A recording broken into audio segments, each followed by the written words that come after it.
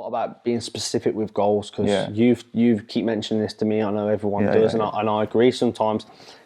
I think people do need to be specific with goals and time, time scale, and a goal can be, and the more outwardly you can talk about it, the better. 100%. Yeah. Well, I said to you, okay, well, what you want to be the best podcast? I said, what's the best? Like Joe Rogan, for argument's sake. I'll be like, okay, well, give me subscriber numbers, give me views numbers, give me a time limit, and then collectively we can work together to hit those targets. And we can reverse engineer it back. Correct. To hit the numbers. So you're breaking everything down, and that's what happens when you reach specific goals. And you can talk in percents as well. You can talk in percents growth, and how does that percents look? Where do you have to get those percents to reach that growth figure from? And when you break things down into small numbers, it seems doable. I remember when we were younger. Even £1 million, break that down.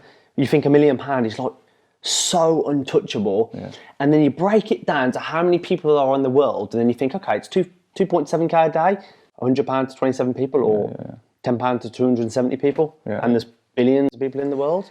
Yeah, when you break things down, it's simple, it's achievable. Yeah, I mean, it's not easy, but it's definitely your mind can process it. Rather than if I say 100 million, wow, that seems like a huge figure. But when you break it down, okay, we need to do 20 million revenue. We need to have a 20% bottom line. Yeah, need to have a 20 times multiple of that. It's like, oh, well, it's hard, not but unachievable. And then you find other examples online. You're like, okay, like we were looking at some the other day on that crowdfunding website, and we saw some of these evaluations that people were getting, and one of them was like 70 million. They were losing money. The valuations were insane. So nothing's far-fetched, especially in this world. No, but as I said, we spoke about money on a few occasions, but all money does is measure how big you're thinking and where your mind's at. It doesn't mean you're better.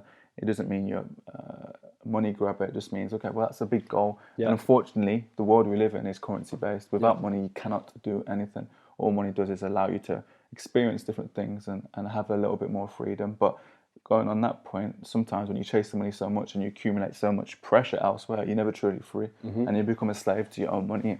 That's another thing that, you can't get caught up in chasing a figure with no time. Time is the true currency of the world, having all the time to do what you want. And that's something you should really, if it's a case of making 20 grand salary and having 3 evenings, or having 40k salary and working till 11 o'clock every night, you need to choose at 20, because no amount of time is going to allow you to feel free. No amount of money is going to let you feel free. I think that's a point that a lot of people have. A lot of people are going to go at some point in their life. They're going to be offered a pay structure such as that. Do you want to become the manager, but you're only going to get a couple of pound difference, let's say, on your salary, as well. And then you have to take your tax away, and the extra time that you're going to put in, and the mental stress that goes into it, and time away from your family. Is it really worth it? So the increase in pay might be £10,000, but it might take you into a new tax bracket. So take that off, and then take the time extra you're going to put in, take the mental stress. It's probably not worth it. So when you because a lot of people are going to be offered those things, please just write down on a piece of paper, your pros and your cons of your current, and then pros and your cons of your new, and then just tot it up, and then whichever one suits, go with it. Yeah, got to break things down, and even on the topic of salaries, etc. If you earn more money and spend more money, you're netting off the same. So your net spend a month remains the same, and you have less time. So effectively, you're worse off.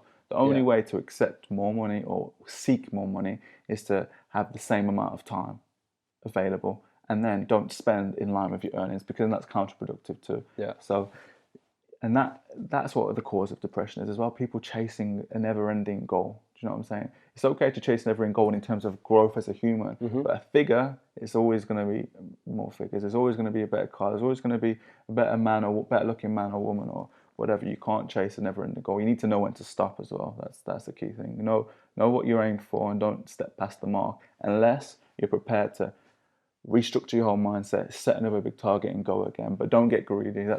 Don't get greedy. Yeah, greed kills. Complacency kills. Greed kills.